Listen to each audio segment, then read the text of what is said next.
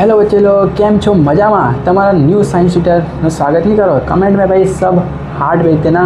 उससे पहले बात करते हैं अपने कि आज हम क्या पढ़ाने वाले हैं। तो आज हम पढ़ाने वाले हैं बायोलॉजी में चैप्टर नंबर 2 मानव प्रजनन की प्रस्तावना।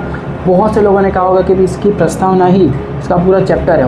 मैं भी कहता हूँ सही बात है। तो आज हम पढ़ने वाले प्रस्तावना, और इस वीडियो के लास्ट में, ये 2 मिनट का वीडियो होगा, इसके लास्ट में आपको मैं इसके नोट्स भी दे दूँगा। तो जाके देख लेना, मज़े काटना और पूरा चैप्टर हो जाएगा।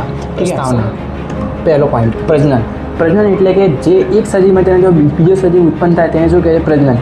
પ્રજનન ટોટલ 2 પ્રકાર છે, લિંગી પ્રજનન, અલિંગી પ્રજનન. એની વાત કરી. તેના પછી અંડપ્રસવી અને અપ્રત્યપ્રસવી.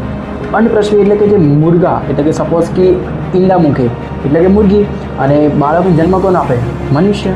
તો આની વાત કરી. પછી ટોટલ 6 તબક્કાની વાત કરી છે. 6 તબક્કા આખા ચેપ્ટરનું સારાંશ છે. તમને આ 6 તબક્કા ખબર પડી ગયા તો ભાઈ ચેપ્ટર ઇઝ ક્લિયર.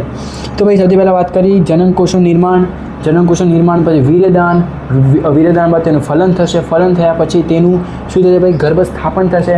ગર્ભસ્થાપન તેનો ગર્ભનો વિકાસ થશે. પછી છેલ્લે શું થશે? તેનું પ્રસૂતિ થશે. તો વિડીયોની નોટ્સ મેં આ છેલ્લે તમને મૂકી દીધી છે, તમે જોઈ લેજો ને આ તમને જોઈ लो।